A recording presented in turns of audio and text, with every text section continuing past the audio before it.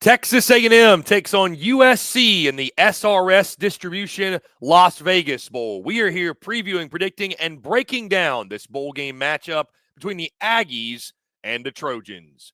Hello, everyone. I'm Chris Phillips. He's Cole Thompson. Appreciate each and every single one of you tuning in. Make sure you like, subscribe, turn on notifications. Check us out via podcast. Wherever you get your podcast, you can also find us across all social media platforms as well as our website, SECUnfiltered.com. This segment brought to you by our friends over at Prize Picks. Go to prizepicks.com. Use promo code SECU at sign up to get $50 instantly when you play your first $5 or more lineup. That's prizepicks.com. Promo code SECU to get your $50 bonus today. The Texas A&M Aggies and USC Trojans do battle in the SRS Distribution Las Vegas Bowl. We are here previewing, predicting, and breaking down this game. I am Chris Phillips, and helping me do so, my good friend Cole Thompson joins me once again. Cole, what's going on, my man? Appreciate you taking the time and excited to break down this Las Vegas Bowl matchup with you. I don't care what anybody says. Bowl season still matters. It 100% is going to make you feel good about yourself going into the offseason. And if you're Texas A&M and you're an Aggie, you get to go to Las Vegas. You get to go have a $1.99 strip buffet. You get to go gamble. You get to go throw money down on black. You get to go to Sin City and hopefully watch the maroon and white get a signature win over a Lincoln Riley disastrous roster that comes from Southern California. But also, you start your season out in Las Vegas. If you're the Trojans, you start off with a win against an SEC team. Don't you want to do the exact same thing to close it on out? Doesn't that feel like that maybe Lincoln Riley gets to have a little bit big britches because of he beat two SEC teams, but the team that he was at decided to go to the SEC, and everyone made a joke that he was not comparable for SEC competition? I'm just saying. I'm just saying. There's going to be some jokes that are going to be made today. Yeah, to your point, Cole, I think the motivation factor for both sides, it'll be easy for both sides to find something to get excited or fired up about because, to your point, year one of a new head coach, Mike Elko, as successful as it was, you'd love to put that feather in your cap. That is a 9th win and a bowl game victory. And like you mentioned, USC literally started their season out in Sin City, beat LSU, and they can beat Texas A&M. And for all the jokes, again, that has been made of Lincoln Riley running from the Southeastern Conference, that he would love to say that he started and ended his season, although it'd only be a 7-win season. Still, you beat two SEC teams. That's something I'm sure he would want to use in the portal and on the recruiting trail. But again, should be a good one. Friday, December the 27th. Cole, this a 9:30 p.m. Central Time kickoff on ESPN out there in Las Vegas at Allegiant Stadium. Texas A&M is a 3.5-point favorite. The over-under is set at 52.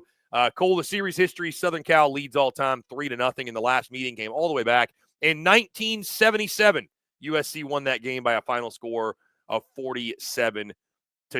So, Cole, as we're probably going to start with every single bowl game we talk about this bowl season, we got to start not with who's playing, but who's not playing. Who's not. We know for USC, they will be turning to their backup quarterback with Miller Moss obviously being hit in the transfer portal. They will be turning to Jaden Mayava, the sophomore, 6'4", 220 pounds. Granted, he's played a lot this season, so it's not like a guy that's only got 10 or 12 passing attempts. You look at his stats, 79 of 130, 7 touchdowns, 3 interceptions, played down the stretch for USC those last 3 games of the season. He was their guy, wins over Nebraska and UCLA, that regular season loss in the finale to Notre Dame. So obviously a lot of it's going to come down to quarterback play. We know what Texas A&M's got in Marcel Reed, but Miller Moss not going again. I feel like, Cole, you've watched a good bit of this USC team. What do you see out of Jordan Mayava and just thoughts on him filling in? No Miller Moss. How does that affect USC offensively? If he's not throwing an interception for a pick 6 against Notre Dame, he's looked pretty damn good. I mean, he had an opportunity to bring back the Trojans in the matchup to close out the year and knock Notre Dame out of the playoffs. And 2 red zone interceptions later, one was in the end zone for a 99-yard pick 6, and the other one was for a 97-yard pick 6. But he's got some mobility. I think that he does deliver a clean ball. What's going to be really interesting is that he's not the only player. I mean, Miller Moss is not the only player that's missing this game to where you're going to turn to another backup quarterback if he struggles.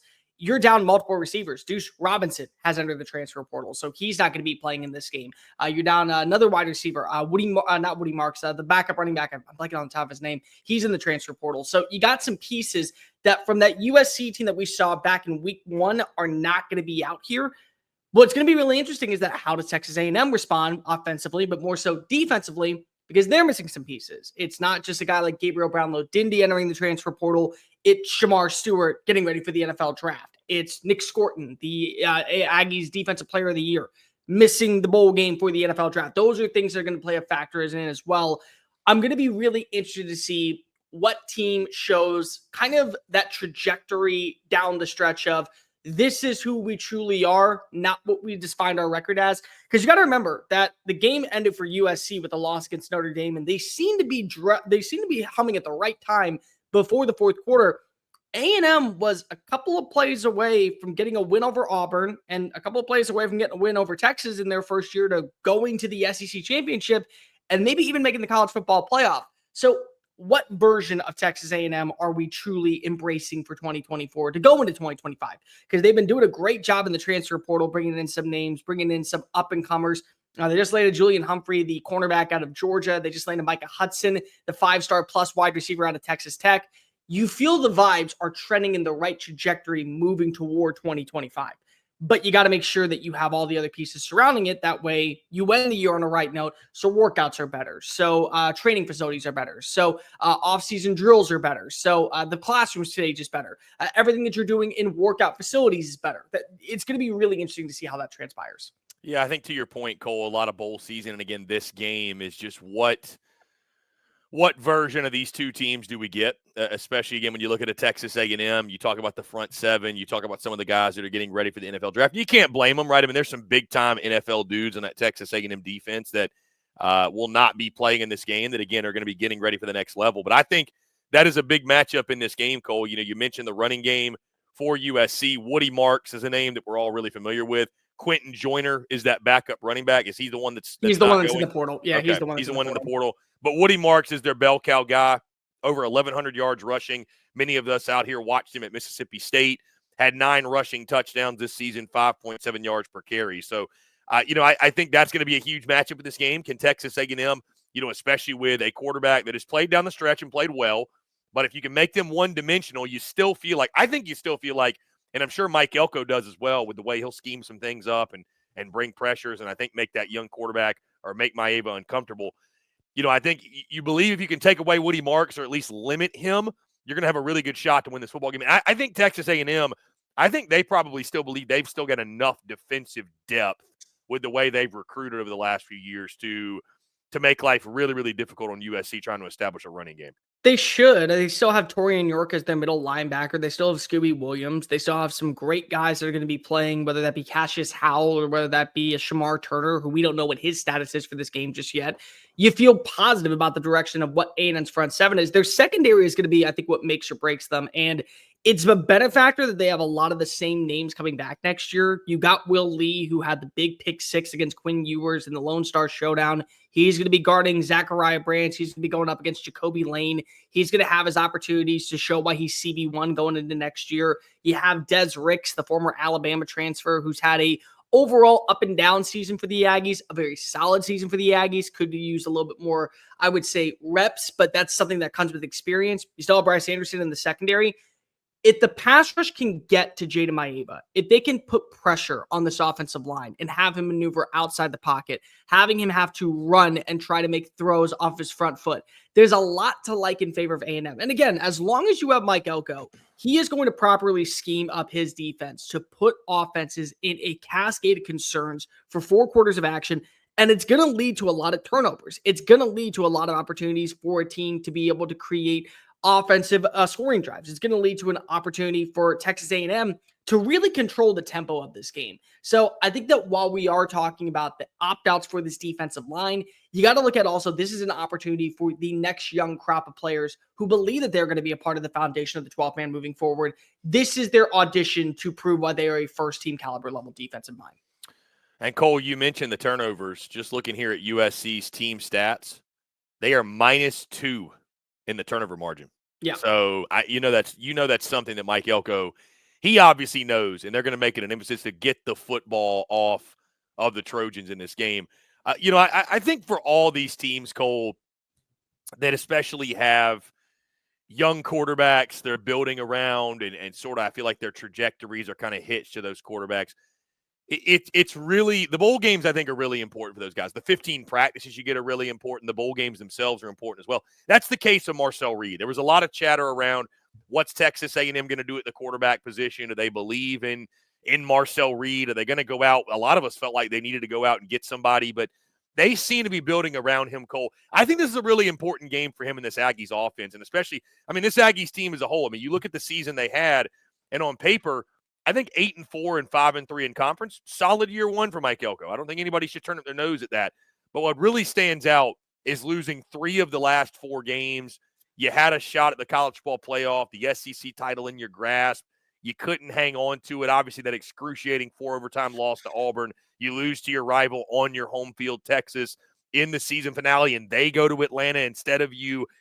You know, Cole, I just think from momentum purposes, for Marcel Reed, for this entire football team, I do think this one's really important because, again, say what you want about bowl games, but you lose this one. Year one of Mike Elko goes from, yeah, it was a really successful year with highs and you won 8 games. Cole, it goes from that to, yeah, year one of Mike Elko. I mean, you lost 4 of your last 5 games. Like that's a lot different vibe going into year 2. And especially, too, if it's a bowl game where, let's say, for whatever reason, Marcel Reed, like, he doesn't play well, right? So I just think momentum is a real thing here. Putting together a good performance, Marcel Reed playing well. The offense, by the way, getting back to what we've seen. They got bullied in that game against Texas. I mean, just flat out, but didn't score an offensive point in that football game. So that also comes down to play calling, though. And that's the thing that is really going to be important in this matchup for Colin Klein. Yeah, I agree. Listen, I mean, there were, and being at that game, I mean, I agree with you 110%. There were situations where it felt like they were kind of calling more with, dare I say, their ego than analyzing the situation, like understanding, like, hey, you've been getting whipped up front all night. Why are you just trying to shove it up the middle on 4th and short? Like, a lot of that didn't make sense. So as a whole, though, getting off the schneid, you don't want to close out your season losing 4 of your last 5. I think it's big for momentum purposes. For Colin Klein, who I think Aggie fans were kind of a lot of mixed feelings on him, and then Marcel Reed, who it's obvious Texas A&M is hitching their wagon to moving forward. Well, they think that he is the right fit for Colin Klein's offense. And if you look at Colin Klein's past success when he was at Kansas State, they always had a mobile quarterback. But you have to realize that going into the year, there were so many different narratives going on around this Texas A&M team. If we get to 8-4, it's a good foundation. It's a good start for our era. It's a good start for a new regime headlined by a coach that we believe can take us to the next level. And then they get a signature win over a Mizzou team that was ranked inside the top 10 by double digits. And then they get a signature win over an LSU team that was ranked inside the top 10 by double digits at home. And I think that we kind of switched the narrative at that point because, well, we didn't think that Mizzou was going to finish the year off at 9-3. We didn't think that LSU was going to finish the year off at 8-4. We thought they were going to be better because of the scheduling or because of what we had seen them do against opposing teams like Ole Miss, what we saw them do at times against USC. And then you get the South Carolina game and people say, well, South Carolina is not that good of a program, yet here they are at 9-3, the first team out when it comes to the college football playoff scenario for a lot of people, and people still believe that they got snubbed in the postseason picture. And then you lose to a Texas team that goes to the college football playoff and really was a couple of plays away from winning an SEC title in their first year. And so now we're saying, no, it's a bad year for Mike Elko. It's not a bad year. 8-4 is a year to where in a first season with a new head coach with a ton of problems that need to be corrected internally, especially when you look back at that 2022 recruiting class where it was all about the money and all about the resources and all about getting the players in for the cheapest buck. You need a culture. And I think they're getting a culture win over a USC squad that still is fumbling through the now Big Ten, despite having a coach that they believe could take them to the promised land, is a good win. But I also don't think if you lose this game, it's the end all of be alls, because if everything is about year one establishing a culture, what does Texas A&M want to be long-term in the Mike Elko regime? How does Elko want to be remembered in College Station as a coach? And it goes in a lot of different ways for these players. Who wants to be a part of the Aggie land phenomenon? Not for the dollars, but for the actual ambiance of Kyle Field. Who wants to be a part of this team as we go into a new era of college football where if you lose on one Saturday, your season's not over. It doesn't define your success. You have an opportunity to lose to a subpar team, but win out against top 10 opponents and punch your ticket to the college football playoff. That's what you're looking for in this game, the established culture. What I'm really excited to see, though, Reuben Owens is going to play in this game. And I think that a lot of people forgot that Reuben Owens was expected to be what Le'Veon Moss eventually became. He was RB1, gets hurt during gets hurt during fall camp. He's out for the year. He comes back in for the final game against Texas. It's not going to help it's not going to hurt his eligibility. He gets to redshirt. The bowl game does not affect anybody. And Cole, by the way, the roar of the crowd when he came in the game, again, I was there in person there at College Station. It was significant. You could tell people are very excited to get him back. And he is going to be, I think, a guy that we talk about as a premier player in the SEC for 2025. So this is, again, how does the relationship work with him and Marcel Reed? We didn't get to see that this year. How does the relationship work with him and Amari Daniels? Because Amari Daniels is likely coming back next year, and Le'Veon Moss is coming back next year. So you got to throw in the injuries. You got to throw in the questions at quarterback. You got to throw in a brand new play caller. There was a lot of things that didn't go Texas A&M's way, and yet they still have an opportunity to finish off the year with 9 wins. I think that's pretty significant when you break it all down. Cole, you look at this game, and forgive me, Zachariah Branch, is he playing in this football game? I believe, yeah. I believe he is playing. Well, yeah. I think special teams could be a factor in this game too. Texas A&M has not been great in that facet of the game this season. Talking with those Aggie folks down there, they were less than thrilled with special teams at times. Zachariah Branch, a game breaker. I mean, you never know in a game like this. Again, a close spread could be close. That can make a difference. Also, Cole, third downs. USC top 35 in the country in third down offense. Texas A&M top 35 in the country in third down defense. And again, there's some guys missing, obviously, some pieces interchange, but still, that is significant. Of course, as every football game, third downs will play a big role in the game. What feels like, Cole, a really evenly matched game. You can look at these two teams, a lot of similarities here. That being said, let's go ahead and lock in our predictions. I'll go ahead and start. I'll let the Texan here close us out with the pick for this one. You know, like I mentioned, Cole, I think this is a big momentum game. I mean, again, all of these bowl games, I think when you're picking these bowl games, Cole, you do have to, I think motivation plays a good, I think motivation plays a factor. I'm not going to sit here and say that it doesn't. I think for different teams, there's different motivations. For different teams, there's different things they get fired up by. Maybe they're not so fired up to be there. You never know, right? Some teams are thrilled to be at one game where other teams would feel like the season was a disappointment. They were in that spot. I think Texas A&M, I think USC too. I think both teams, both sides have got their own factors of motivation. I think both sides are going to be excited. Like you mentioned, USC, the opportunity to book in their season, started and end it with wins over SEC foes and LSU and what would be A&M. Obviously for Texas A&M, getting that 9th win, washing out some of the nastiness of the end of the season. You don't want to close out your year losing 4 of your last 5 and going into 2025 with questions swirling around Mike Elko. So, I think in this game, Cole, Texas A&M has lost a lot defensively. I do think USC's quarterback play, even though there's no Miller Moss, I do believe what you said, Jaden Mayava has played fairly well. But I think Mike Elko, I trust Mike Elko, who's one of the best schemers in college football from a defensive standpoint, to put together a good plan. I don't think there will be a major drop-off with them defensively.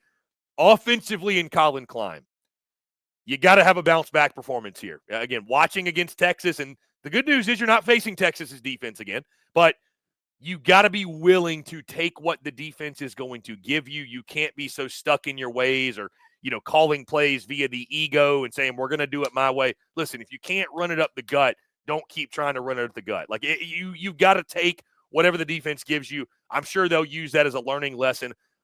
I like Marcel Reed too. I thought they might go out in the portal and get a quarterback. I understand hitching the wagon to Marcel Reed. You mentioned Reuben Owens being back. I think that's a big boost. I think this game comes down to the wire. I think Vegas, ironically enough, with the game being in Vegas, nailed this spread. But I'll take Texas A&M, Cole, to win this football game. Final score, give me Aggies 27, USC 24. And what I think is going to be, when you and I talked, I think we mentioned this had the potential to be one of the better matchups of bowl season when it came to SEC bowl games.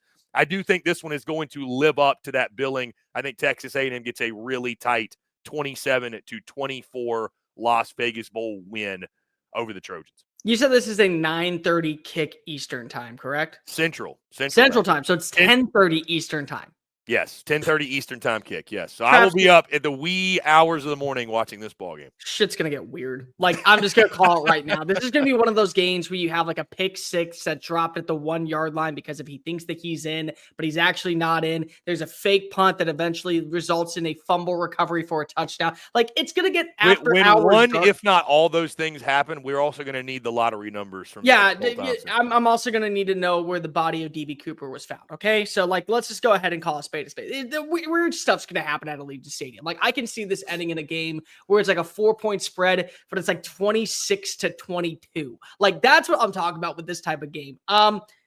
I feel like that when you look at Jada Maeva, he's kind of playing for his job right now because there's been rumors and speculation that we're going to see another quarterback come on in. There's a lot of people that believe that Malik Murphy, the California native, is going to return home to the Golden State and he's going to play for Lincoln Riley or he's going to play for Deshaun Foster at UCLA. So this kind of feels like if he is not committed just yet, Jada Maeva is auditioning to remain QB1 for 2025. Or he's auditioning to become QB1 for another school. Maybe it's a group of 5 school. Maybe it's at a program that he believes gives him the best opportunity to lead his team to the college football playoff at a smaller level. But regardless, he's up for a big game. He had 2 egregiously awful picks against Notre Dame. That really cost them an opportunity to get one of the bigger upsets of the year and finish the season out on a strong note. The same thing kind of goes for a Texas A&M squad. You know, you feel good about what direction you're going in via the portal. You're going to finish with the top 12 recruiting class this year. That's good. You have the establishment, and it's very clear that there is a program culture identity being built. But you still want to prove the results on the field. You still want to show that this is the right move at quarterback. This is the right personnel for wide receiver. We don't need to make an offensive switch when it comes to the coordinator position. We still have some guys that we believe can be foundational SEC standouts next season. And I think it's going to be a back and forth game. But A&M fans, we've had our doubts and we've had our struggles this year. I picked against you a lot. Let's just go bring back an old classic. Give me USC to go ahead and pull off the upset. I'm going to go 27-21, a big pick 6 in the fourth quarter, and a Jada Maeva touchdown pass secures what was a 7-point lead, turns into a 7-point win. Congratulations to the USC Trojans. Congratulations to Lincoln Riley. He gets to boast about beating the SEC twice this year, but also A&M fans, remember, when I pick against you, 9 times out of 10, you win. So maybe deep down inside, I'm actually saying that A&M's going to win, but I want to make things a little bit fun this time around. So give me USC 27-21 final score. They get the win in the Las Vegas Bowl. And the Aggies head back to College Station wondering what went wrong once again, as is tradition for the 12-man. You know, Cole, it's interesting. I don't know if Lincoln would be I don't know if he's really one to take shots or jabs or anything, but the national narrative, if Lincoln Riley gets 2 SEC wins in 2024, that'll be certainly a talking point going into. No, here's what's going to happen. The SEC will say, well, LSU was overrated and we had a first-year head coach down in Aggieland. It's not like he actually beat a team. It's not like he went up against Nick Saban or Kirby Smart. That'll be the narrative. We all know it will. No doubt. So, guys, do you agree with us? Do you disagree? How do you see this one playing out when Texas A&M and USC do battle in the Las Vegas Bowl? Guys, that's going to do all for us. Appreciate each and every single one of you tuning in. Again, make sure you like, subscribe, turn on notifications. Check us out via podcast, wherever you get your podcast. You can also find us across all social media platforms, as well as our website, secunfiltered.com. For Cole Thompson, I'm Chris Phillips. Appreciate each and every single one of you tuning in, and we will catch you on the other side.